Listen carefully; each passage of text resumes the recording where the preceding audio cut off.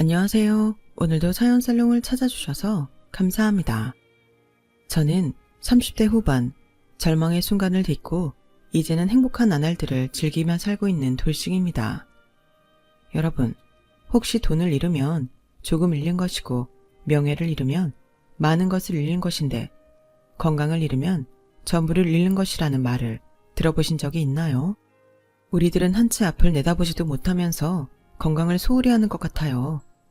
저도 그랬죠. 그래서 제가 암 판정을 받던 그날의 그 기분을 평생 잊을 수 없어요. 솔직히 제가 살면서 암에 걸릴 거라는 건 꿈에도 상상하지 못했거든요. 정말 남의 일이라고 생각했어요. 그래서 더 힘들고 받아들이기 힘들었는데 앞에 잠깐 말했듯 건강을 잃으니 저는 전부를 잃어가고 있더군요. 남편까지도요. 저와 남편은 사내 연애로 회사에서 유명한 커플이었어요. 3년 넘게 요란스럽게 연애하고 결혼까지 꼬리내 결혼 후에도 남의 이목을 종종 끌곤 했었죠. 그리고 제가 아무런 자각 증상도 못 느낄 때 직장인이라면 매년 받는 건강검진으로 저는 제 안에 자리한 암이라는 놈을 마주하게 됐는데 이런 일이 있을 거라고는 꿈에도 모른 채 남편과 하하호호하며 건강검진 끝나면 맛있는 거 먹자고 철없는 약속을 했던 저였네요. 저도 남편도 건강검진을 합법적으로 얻은 휴가쯤으로 생각했거든요. 그래서 내시경 한다고 식단 조절하고 약 먹는다고 고생했어도 그쯤은 별일 아니라는 듯 넘겼는데 제가 내시경 검사를 끝내고 정신을 차리니 의사 선생님이 심각한 얼굴로 큰 병원에 가봐야 할 것 같다고 하셨어요. 위에 종양이 있어서 일단은 제거하고 조직검사에 들어갈 건데 개수도 많고 모양도 나쁜 게 아무래도 대학병원에 가셔서 정밀 검사를 해보시는 게 좋을 것 같습니다. 검사 결과 나오는 대로 소견서 써드릴게요. 네? 선생님, 그게 무슨 말씀이세요? 제가 암일 수도 있다는 건가요? 아직 단정 지을 수는 없지만 악성일 가능성이 있어 보여서 말씀드리는 거예요. 일단 조직 검사 결과 기다렸다가 다시 얘기하죠. 정말 그때는 하늘이 무너지는 기분이었어요. 위염이 있고 소화가 잘 되지 않는 편이긴 했지만 암이라니 정말 생각도 못한 말이었거든요.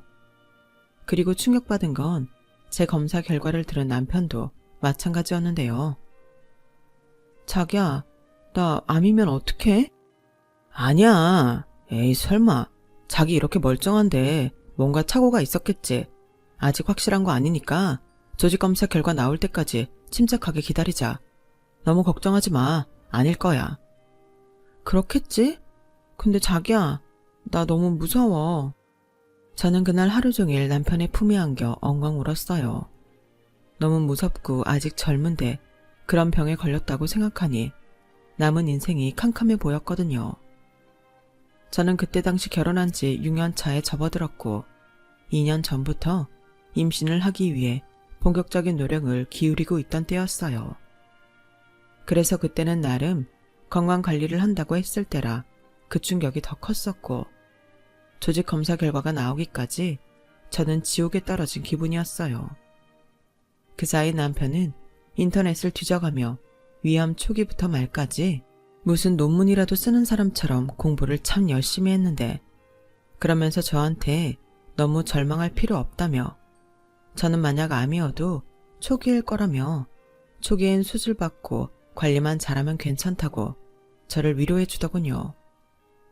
그때는 남편이 참 고맙고 든든했어요. 이런 절망의 순간에 남편이 있어 그나마 다행이라고 생각했어요. 그리고 참 신기했던 것 중에 하나가 남편은 제가 암에 걸렸을 수도 있다는 것을 알고도 참 덤덤했다는 거였는데 그때는 저도 제정신이 아니라서 남편의 그런 점도 의지가 됐었죠. 그리고 일주일 뒤 조직검사 결과가 나왔고 그렇게 간절히 빌었건만 악성이라며 병원에서 써준 소견서를 가지고 더 큰 대학병원을 찾았어요. 그리고 떨리는 마음으로 병원에서 하라는 검사는 전부 다 했는데 기적은 일어나지 않았어요. 아니 기적은커녕 저는 더욱 절망에 빠지게 되었죠.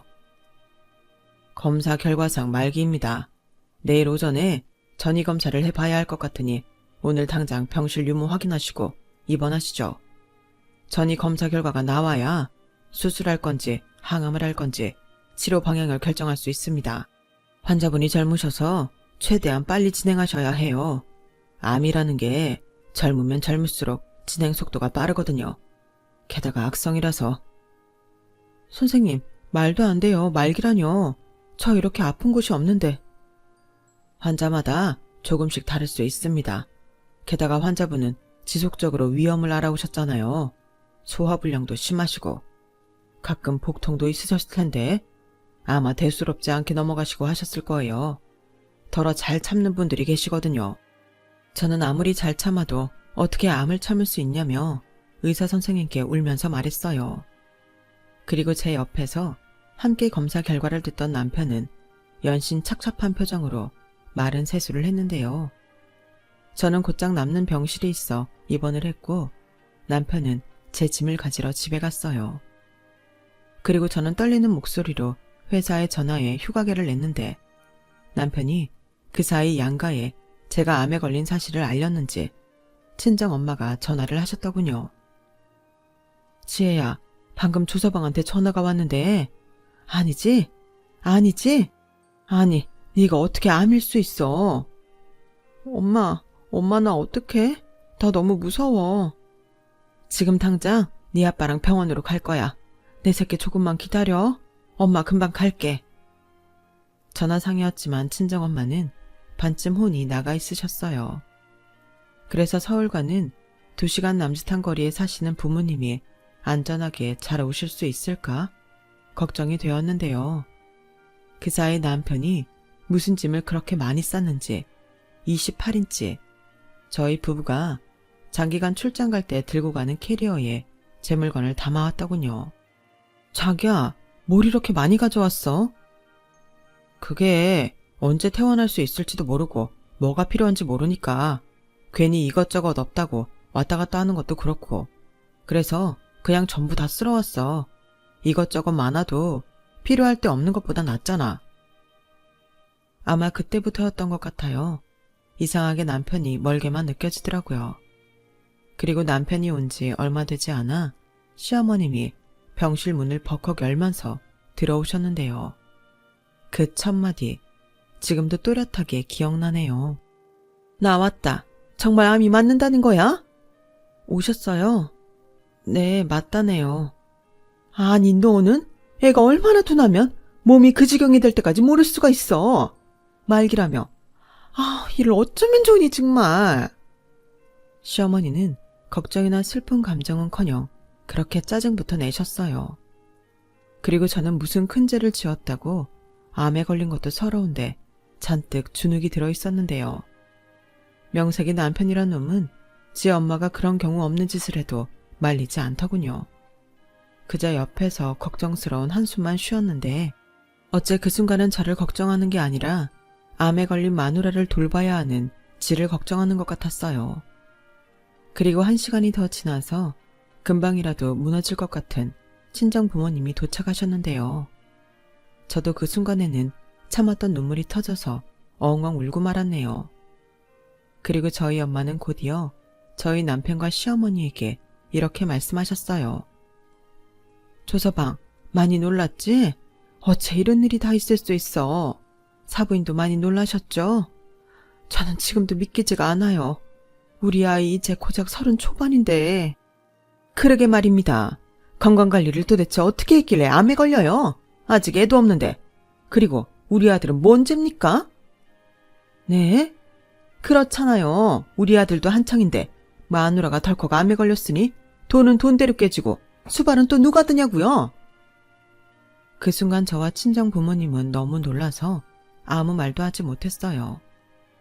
그렇잖아요. 암에 걸린 며느리 앞에서 자기 아들만 걱정하며 짜증을 내는데 저희가 놀라지 않을 수가 없었죠. 게다가 저는 평상시 시어머니와 별 문제도 없었어요. 성격이 좀 드세고 솔직한 편이긴 했지만 시아버님이 돌아가시고 억척스럽게 살다 보니 저렇게 되셨구나. 이해하고 넘기니까 상처받을 일도 없었어요. 그리고 시어머니는 나름 배운 사람이라고 자부하며 동네에서 보습학원을 운영하고 계셨는데요. 자식이라고는 저희 남편 하나라 딸이 없어 그런지 무뚝뚝한 성격 때문에 학원 애들이 원장 선생님을 그렇게 무서워한다고 하더군요. 그때 그 말을 듣고 저는 재밌다고 웃었어요. 그리고 사람 성격이 타고나는 건데 어쩌겠나 생각했는데요. 제가 너무 관대했나요? 세상에 이런 큰 병에 걸린 며느리와 사돈 앞에서 이 무슨 경우 없는 짓이냔 말이죠.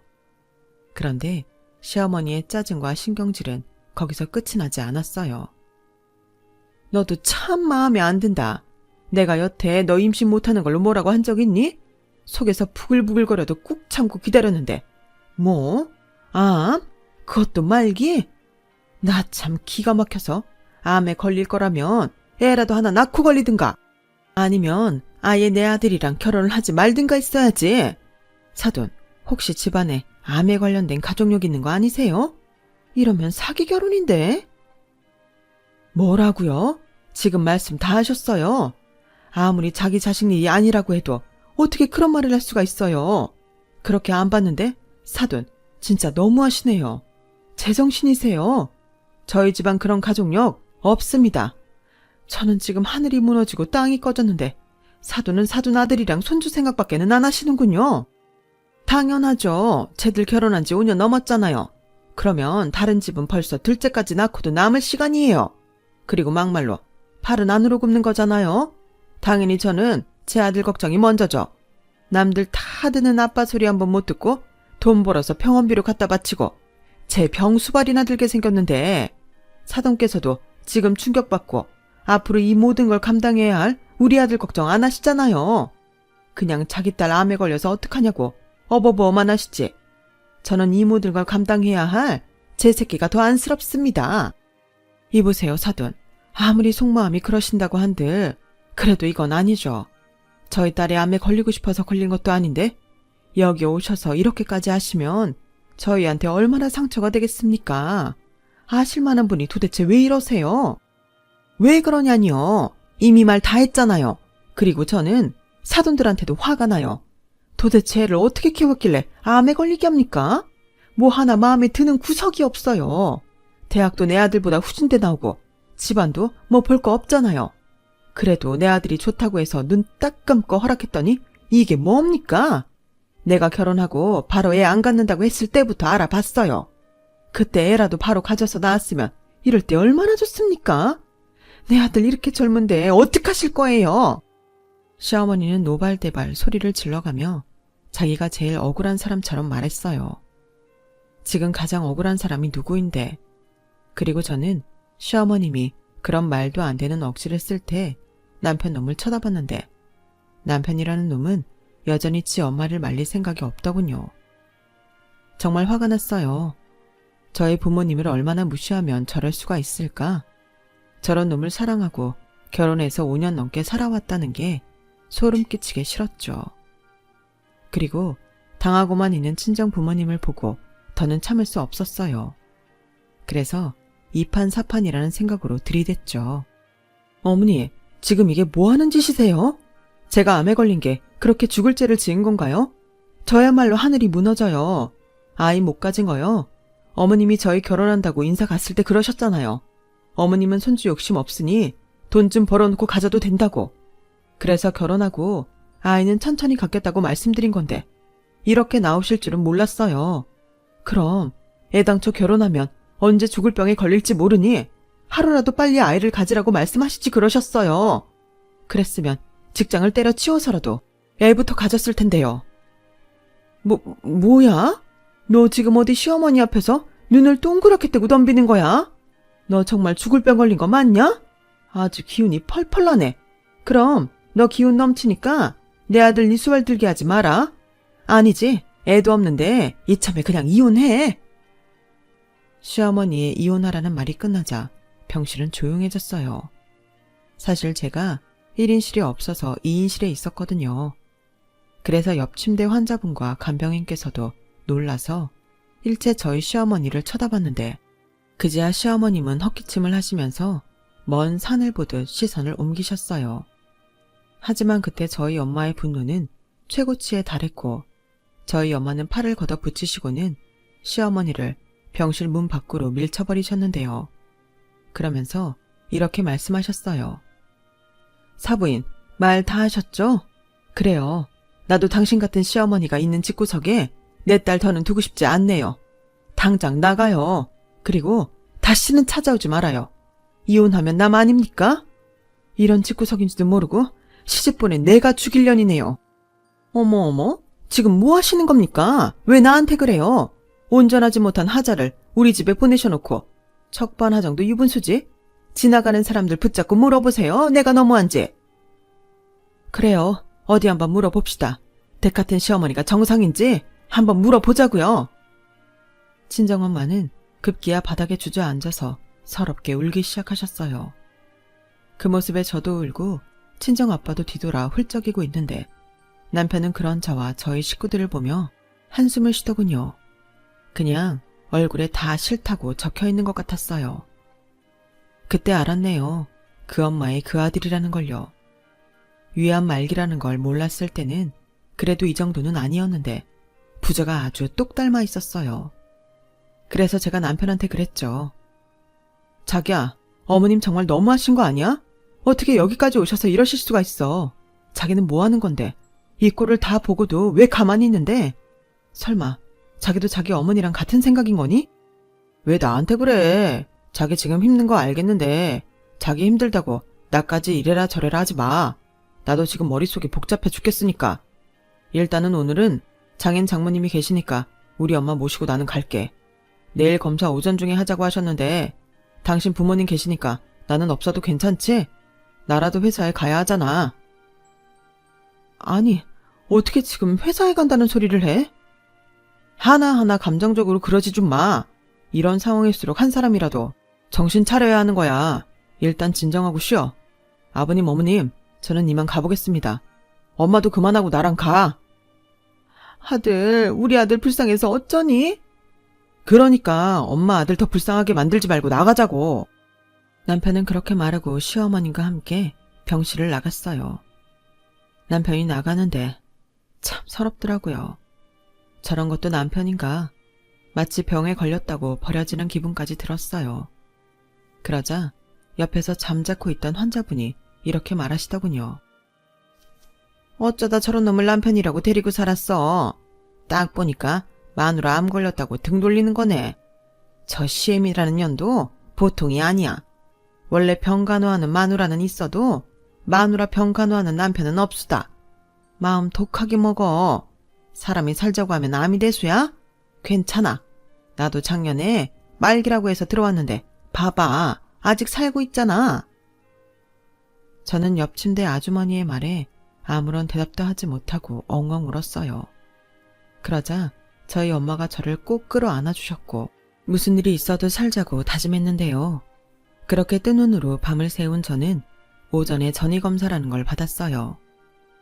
천만다행으로 검사 결과상 다른 곳에 전이된 암세포는 없었고 개복수술로 암을 일단 제거하자고 담당 의사 선생님이 말씀하셨고 병원에서는 최대한 빠른 날짜를 잡아주셔서 일주일 만에 수술을 받게 되었어요. 얼마나 떨리던지 살면서 수술이라는 건 처음 받는 거였는데 혹시 못 깨어나는 건 아닐까? 덜컥 겁부터 나더군요. 그리고 내가 스스로 암 환자라고 생각하니 그제야 작은 통증도 다 느껴지는 듯 온몸이 하루 종일 아팠어요. 그렇게 저는 개복수술을 받았죠. 정신이 들었을 때는 회복실을 거쳐 병실로 돌아온 후였는데 그 뒤 담당 의사 선생님께 반가운 소리를 듣게 되었어요. 생각보다 암세포 위치가 좋았어요. 그중에 가장 큰 거는 검사 결과 악성이 아니었고요. 작은 몇몇 개가 악성이었는데 모두 다 제거를 해서 일단은 안심하셔도 됩니다. 수술 아주 잘 됐어요. 물론 예후를 좀 더 지켜봐야 하지만 아주 이례적인 일입니다. 그래도 조기에 발견해서 다행이에요. 그럼 저 살 수 있는 거예요? 말기로 알고 있었는데. 아, 그건 죄송해요. 제 실수입니다. 제가 그때 다른 분께 해드릴 설명을 잘못 드렸어요. 정말 죄송해요. 제가 성함이랑 다 확인을 했는데도 그날 유독 정신이 없었네요. 걱정 많이 하셨죠? 분명 화가 나야 하는데 저는 눈물이 났어요. 다시 태어난 기분이라는 게 딱 그런 것 같더라고요. 그래서 화는커녕 감사하다고 몇 번이고 고개를 숙였는데 저희 부모님도 저랑 똑같았는지 우시면서 연신 허리를 숙이셨죠.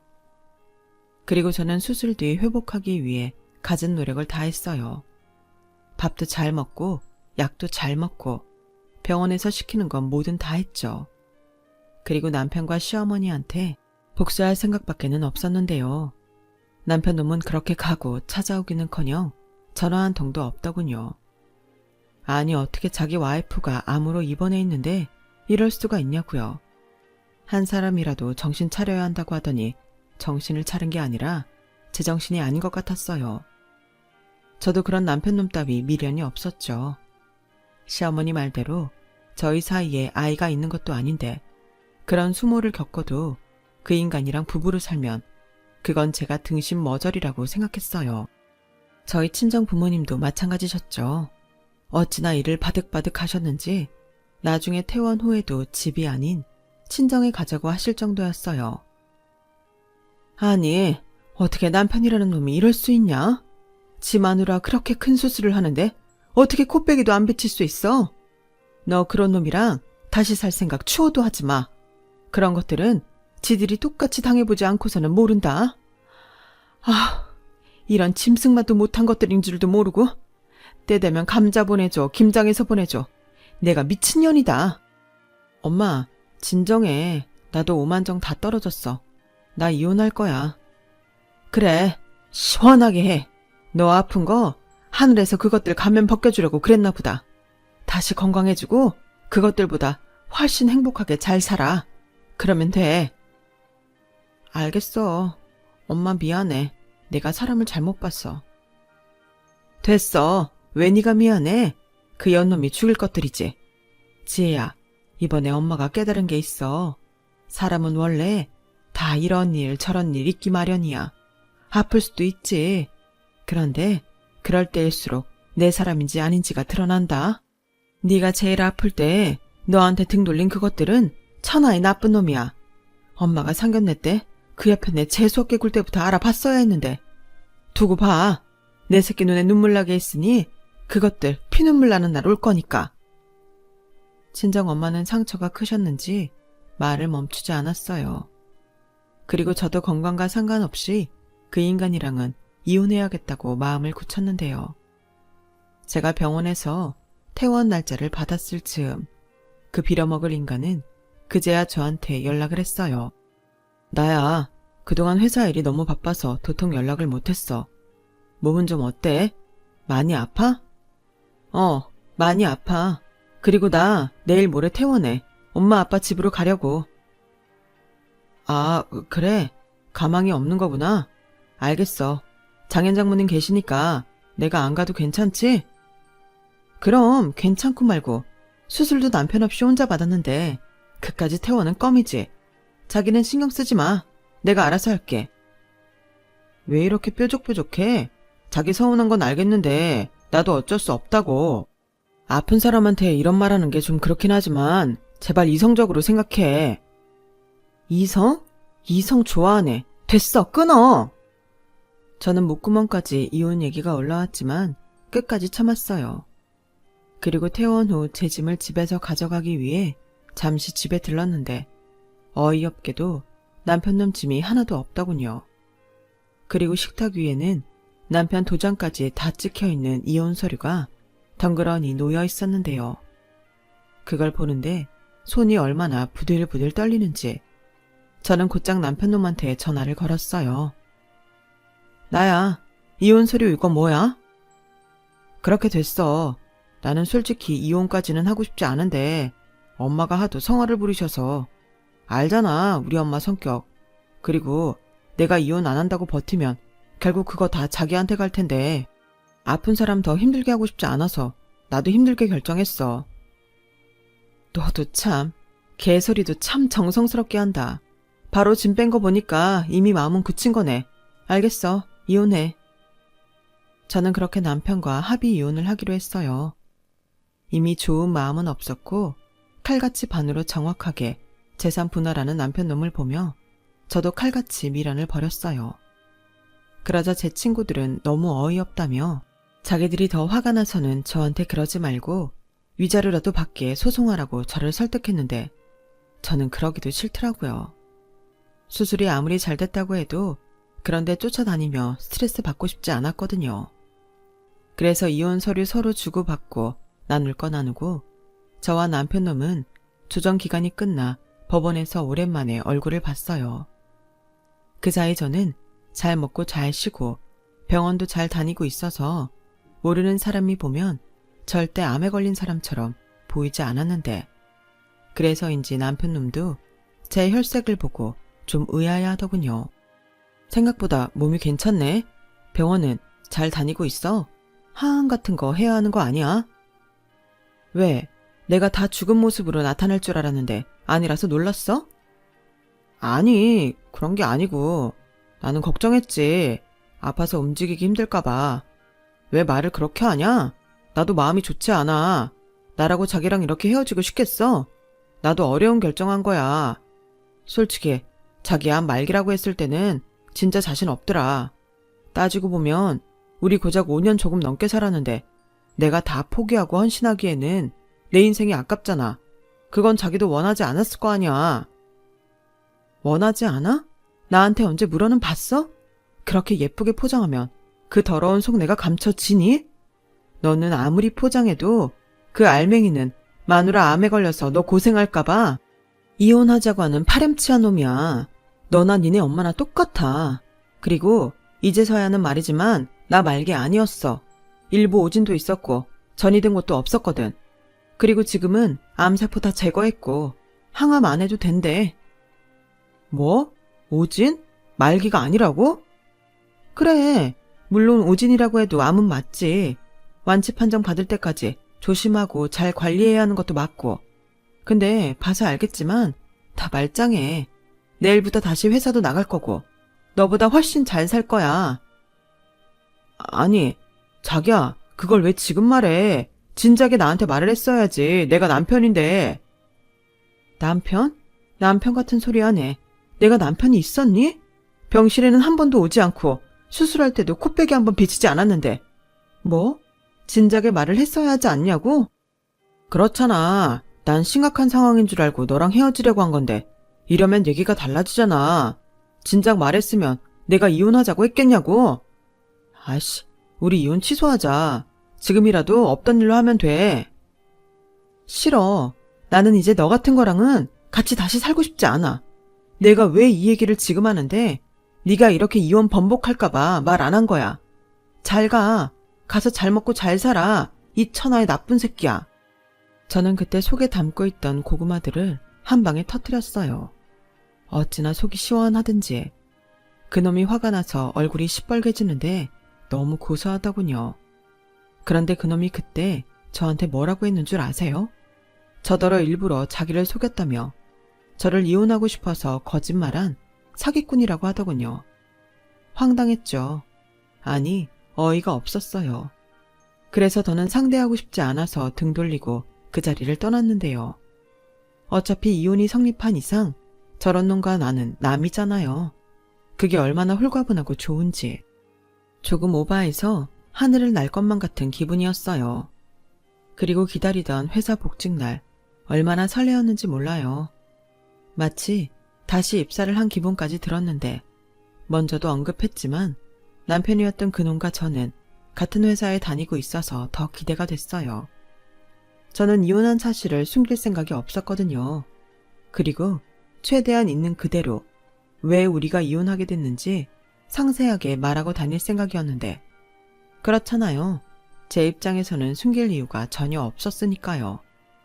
그런데 남편놈한테 제가 멀쩡하다는 것과 회사에 복직한다는 말을 들었는지 시어머니라는 여자가 전화를 해왔고 저는 올 것이 온 것 같아 아무렇지 않게 전화를 받았어요. 나다. 대충 얘기는 들었어. 이유가 어쨌든 네가 심각한 정도가 아니라니 그건 천만 다행이다. 네, 고맙습니다. 근데 용건만 간단히 해주세요. 제가 지금 바빠서요. 그래, 돌려서 말하지 않으마. 너 회사 사람들이 왜 이혼했냐고 물으면 엉뚱한 소리 하지 말고 그냥 성격 차이라고 해. 성격 차이요? 어머니, 저희가 무슨 연예인이에요? 싫어요. 제가 왜 그래야 하는데요? 아니, 그걸 다 얘기해봤자 서로 구설수에 오르기만 할 텐데 뭘 하라고 그래. 내가 위자료 좀 챙겨줄 테니까 내가 시키는 대로 해라. 됐어요. 그깟 돈 안 받아요. 그리고 저 이미 벌써 가까운 사람들한테는 다 말했어요. 아줌마 아들이 저 암 걸렸다고 냉큼 이혼 서류 남겨놓고 도망간 거. 뭐야? 야, 너 지금 내 아들 앞길 막으려고 환장했어? 네, 저만 당할 순 없잖아요. 그럼 너무 불공평하죠. 그리고 걱정하실까봐 말씀드리는데 저는 거짓말을 하나도 보태지 않았어요. 있는 사실 그대로만 전했어요. 그러자 사람들이 뭐 그런 인간 같지도 않은 엄마랑 아들이 있냐고 흥분하더라고요. 야! 어따 대고 야해요. 오늘부로 전화 차단할 거니까 다시는 저한테 연락하지 마세요. 저희 이제 연락할 사이 아니잖아요. 그럼 끊을게요. 저는 전화를 끊고 속이 시원해서 하마터면 소리를 지를 뻔했어요. 그리고 회사서 가끔 마주치는 남편놈도 쌩까고 저는 제 일만 하며 건강관리에만 집중했는데요. 결혼 전에는 그렇게 운동하는 게 싫었는데 운동이 정말 좋은 거더라고요. 그렇게 취미를 하나 둘 늘리며 회사 일에도 집중하니 어느새 타회사로 이직한 선배에게서 좋은 조건으로 이직해볼 생각이 없냐는 제의를 받게 됐어요. 제가 진행했던 프로젝트를 보고 저를 스카우트하고 싶어 한다면서요. 저는 망설이지 않았어요. 더 좋은 대우와 많은 연봉을 준다는데 망설일 이유가 없잖아요. 그리고 솔직히 유령 취급하며 외면하고 있지만 회사에서 남편놈 마주치는 일도 유쾌하지 않았고 이러니 저러니 해도 좋은 기회인 것 같아 저는 이직을 하게 됐어요. 그리고 거기서도 건강관리 잘하며 일과 취미생활을 이어나가니 본인은 아니지만 저 좋다고 쫓아다니는 남자도 생기더라고요. 그래서 중간중간 연애도 하며 저는 제 입으로 말하긴 좀 부끄럽지만 승승장구했어요. 한번 결혼에 대어서 결혼은 하고 싶지 않았지만 제 가치를 알아주고 저한테 잘해주려는 사람들이 많으니 저절로 자존감이 올라가더라고요. 그렇게 4년 넘게 저는 일과 연애 그리고 취미까지 남들 보기에 다 가진 여자가 되었는데요. 어느 날 불쑥 다시는 연락하지 말라고 했던 망할 전 남편의 엄마인 전 시어머니가 연락을 해오셨어요. 처음에 모르는 번호라 받았지만 전 시어머니라는 사실을 안 순간 전화를 끊어버렸죠. 그런데 끈질기게도 그 여자는 저한테 전화를 해왔고 아무리 차단하고 또 차단해도 끈질기게 걸려오는 모르는 번호에 저는 짜증이 나서 전화를 받아버렸어요. 도대체 왜 그러세요? 제가 연락하지 말라고 했죠? 야, 니년 때문에 우리 모자 인생 망쳤어. 이게 다 너 때문인데 내가 어떻게 너한테 연락을 안 하니? 너 내 아들 어쩔 거야? 책임져, 책임지라고. 왜 이러세요? 제가 왜 아줌마 아들을 책임져요? 병 걸린 저 책임지기 싫다고 저한테 이혼하자고 한 게 누군데요? 야, 말은 바로 해야지. 너 말기 아니었잖아. 그래놓고 사람들한테는 전부 다 소문나게 만들어놓고 너 때문에 내 아들이 무슨 꼴을 당했는지 알아? 회사에 소문이 일파만파 다 퍼져서 인사고 나발이고 바닥을 쳤어. 그러니 선자리도 꽉 막히고 4년 동안 여자 구경도 못했단 말이야. 그래서요. 그것도 제 책임이에요?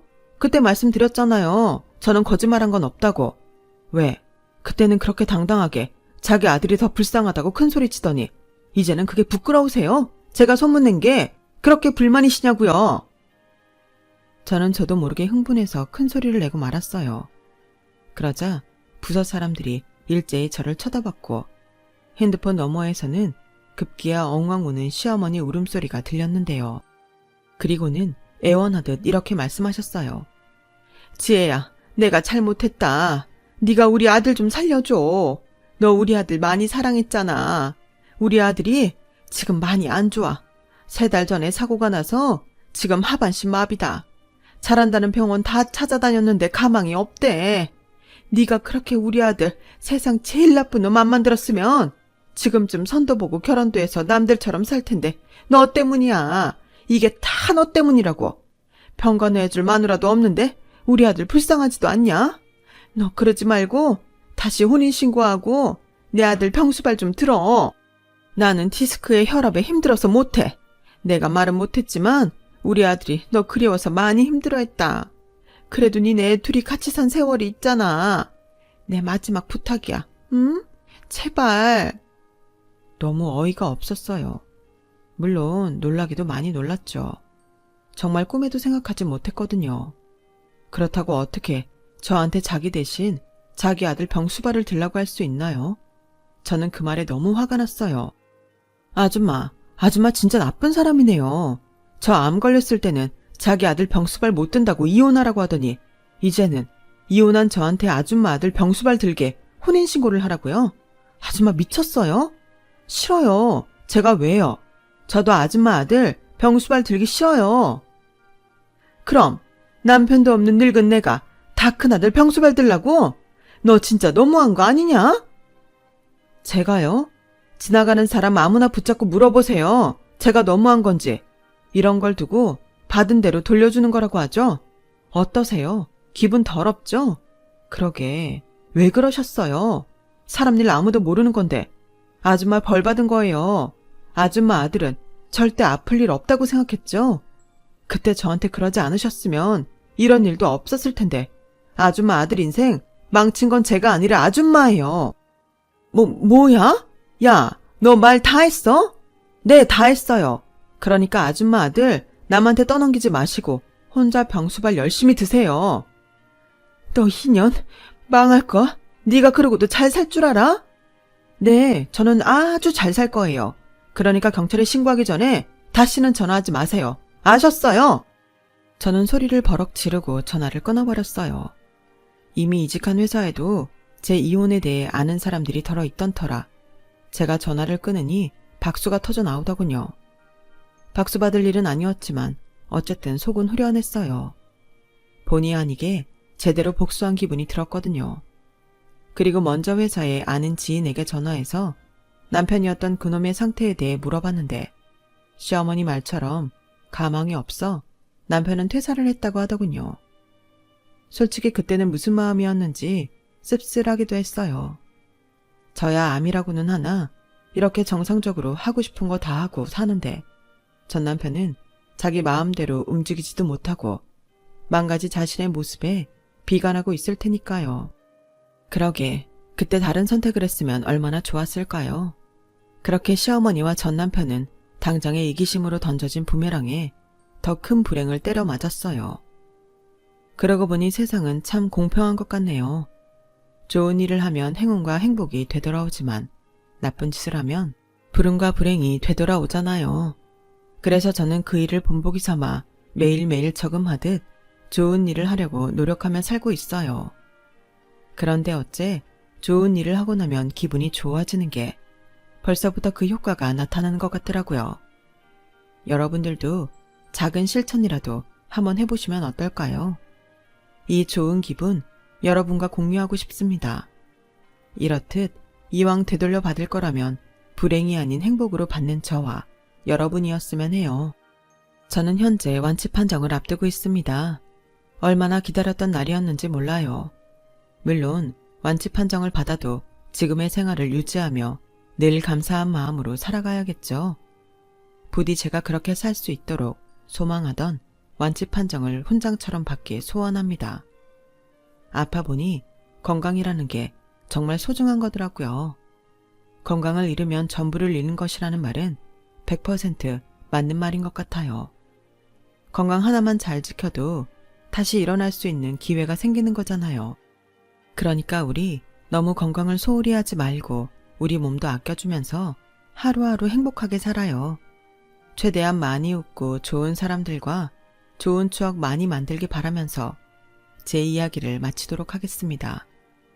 지금까지 제 이야기 읽어주시고 들어주셔서 대단히 고맙습니다. 오늘 하루도 건강하시고 행복하세요. 여러분, 사연 댓글에 응원과 현명한 조언 부탁드려요. 좋아요와 구독은 저에게 큰 힘이 됩니다. 오늘도 좋은 일 가득하세요.